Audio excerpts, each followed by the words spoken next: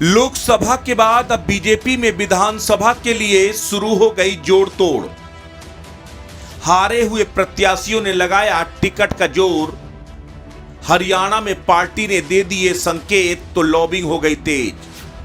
हरियाणा में अब हारे हुए प्रत्याशियों को भी मिल सकता है टिकट। हरियाणा बीजेपी में टिकटों के लिए लॉबिंग फिर शुरू हो गई है। लोकसभा चुनाव में हारे दिग्गजों ने भी विधानसभा के लिए टिकट पाने के लिए जोर लगाना शुरू कर दिया है। बीजेपी के केंद्रीय नेतृत्व ने भी ऐसे संकेत दिए हैं कि लोकसभा चुनाव में मिली हार के बाद भी पार्टी ऐसे चेहरों को टिकट दे सकती है जो अपने क्षेत्र में बेहद प्रभावशाली है। दरअसल इस बार भाजपा को हरियाणा में 5 लोकसभा सीटों में हार का सामना करना पड़ा, जबकि 2019 के लोकसभा चुनाव में भाजपा ने सभी 10 सीटें जीती थी। हरियाणा में भाजपा के 5 उम्मीदवार लोकसभा चुनाव हार चुके हैं।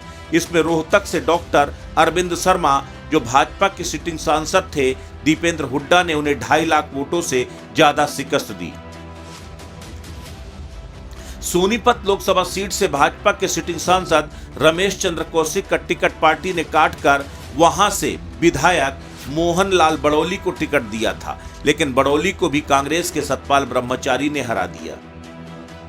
हिसार से नायब सैनी सरकार में ऊर्जा और जेल मंत्री रणजीत सिंह चौटाला को भी हार का मुंह देखना पड़ा। सिरसा से आप छोड़कर बीजेपी में शामिल हुए डॉक्टर अशोक तंवर को भी हार का सामना करना पड़ा। तो अंबाला से बंतो कटारिया को कांग्रेस एमएलए वरुण चौधरी ने चुनाव हरा दिया। अब पार्टी के आला कमान का मानना है कि लोकसभा चुनाव में हारे हुए प्रत्याशियों को अगर विधानसभा चुनाव में मौका दिया जाता है तो उससे कई फायदे हो सकते हैं। सबसे बड़ी बात यह है कि ये प्रत्याशी अपनी लोकसभा जरूर हार गए, लेकिन उसमें से कई विधानसभाएं जीते भी हैं। दूसरी सबसे बड़ी बात यह है कि लोकसभा चुनाव के लिए ये प्रत्याशी लगातार मैदान में रहे। उन्होंने जमकर चुनाव प्रचार किया, जनता का बेहतर फीडबैक उन्हें मालूम है। तीसरी बात, हरियाणा में बीजेपी अगर कद्दावर चेहरों को विधानसभा चुनाव लड़वाती है तो उससे बीजेपी को फायदा मिलेगा। वैसे भी हरियाणा को लेकर कहा जाता है कि केंद्र में जिसकी सरकार बनती है, हरियाणा में उसी की सरकार बनती है, क्योंकि केंद्र में सरकार होने का फायदा हरियाणा को हमेशा मिला है।